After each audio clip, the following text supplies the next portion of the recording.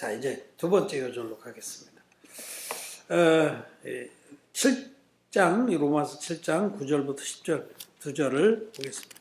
전에 법을 깨닫지 못할 때에는 내가 살았더니 계명의 이름에 죄는 살아나고 나는 죽었도다.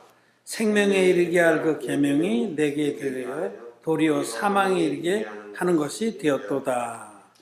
이제는 완전히 분위기가 확 달라졌죠. 왜 또 다시 사망 얘기를 하나.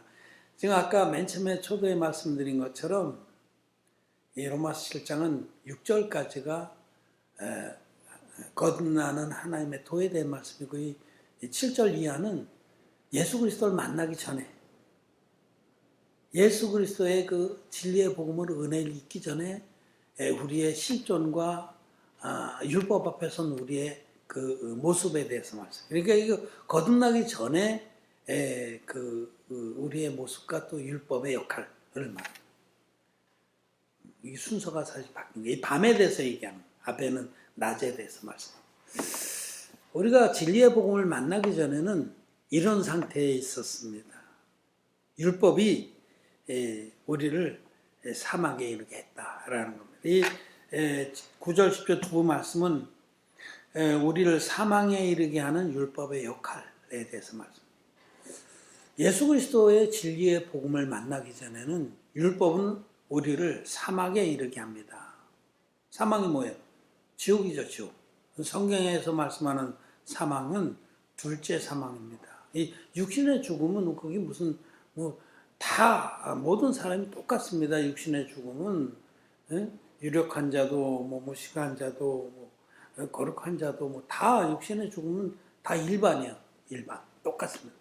여기 성경에서 말하는 사망은 계시록에서 말씀하는 둘째 사망, 즉 불못, 영원한 지옥을 말합니다. 그런데 지옥은 누가 가느냐?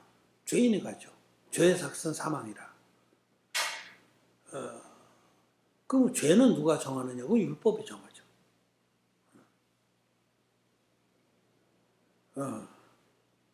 율법이 정죄를 이루고 죄의 삭은 사망인 겁니다. 그렇기 때문에 율법을 어긴 것이 죄거든요. 율법은 이제 그 다음 기절에도 나오지만은 거룩하고 선하고 의로운 것인데 그 율법을 어긴 모든 것이 죄입니다. 계명을 어긴 모든 것이 죄입니다. 그래서 죄가 있으면 지옥 가는 겁니다. 죄의 삭은 사망이요. 하나님의 은사는 그리스도 예수 안에 있는 영생이니라. 로마서 그 앞장에 6장 23절 말씀이죠. 그러니까 거듭나기 전에 사람들은 율법 앞에 서서 자기가 지옥 갈 자인 것을 깨닫는다라는 뜻입니다. 율법을 모를 때에는 자기가 지옥 갈 자인 줄도 몰라요. 여기 전에 법을 깨닫지 못할 때는 내가 살았더니 율법이 뭔지를 모르고 율법의 그 엄미한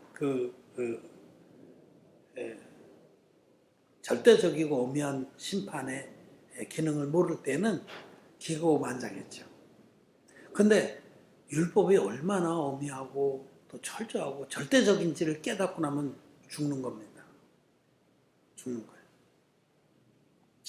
사도 바울이 자기가 예수 그리스도를 만나기 전에 이렇게 정말 심히 괴로웠다라는 걸 고백하는 거고요. 이렇게 돼야만 구원을 받습니다. 율법 앞에서 내가 지옥 갈 자라고 고백을 해야만 죄사함으로 말미암아 구원을 받습니다. 바리새인들이 율법을 몰랐을까요? 잘 알았죠. 율법은 잘 알았는데 율법이 얼마나 엄미하고 절대적인지를 깨닫지 못했습니다. 율법을 문자적으로만 알았습니다. 예수님에게 왔던 그런 부자 청년 같은 경우에 내가 어려서부터 다 지켰나이다 이렇게 얘기하잖아요. 율법사. 그런 사람은 율법을 모르는 거예요, 사실은. 율법을 문자적으로만 아는 거예요. 근데 율법이 얼마나 절대적인가를 아는 사람은 내가 지옥 가게 됐다라는 고백을 하게 되는 겁니다. 자, 보세요. 예수님이 옛사람에게 이른바 가늠치 말라는 말씀을 너희가 들었거니와 나는 너희에게 이르노니 여인을 보고 여자를 보고 음욕을 품은 자마다 이미 마음에 간음했느니라. 그렇게 해석을 해주셨어요. 간음하지 말라는 율법, 10계명 중에 하나죠.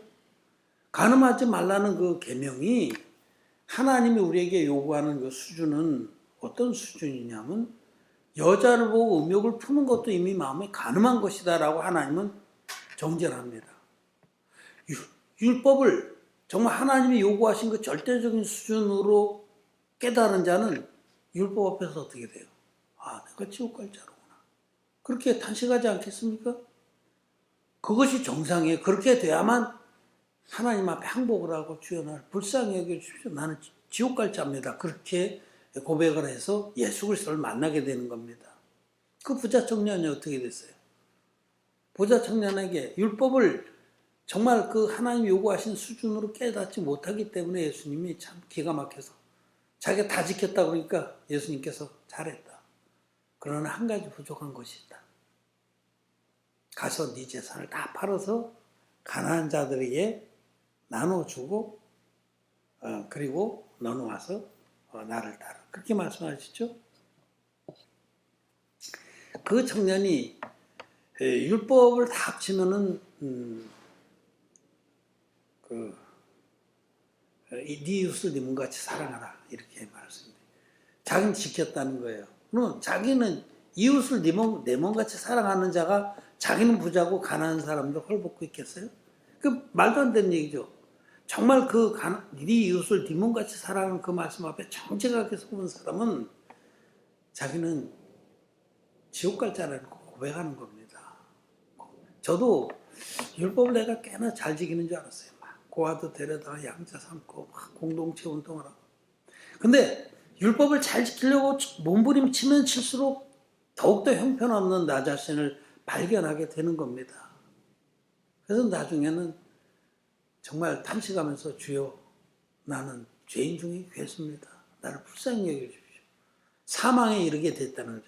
그래야만 구원을 받습니다. 그래서 이거를 갈라디아서에서는 율법은 우리를 그리스도께로 인도하는 몽학선생이니라고 말해요.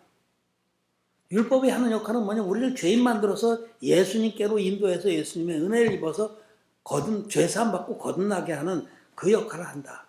즉 율법은 우리를 죄인 만드는 역할을 하는 겁니다. 그것이 율법의 기능이에요. 율법으로는 죄를 깨달음이니라.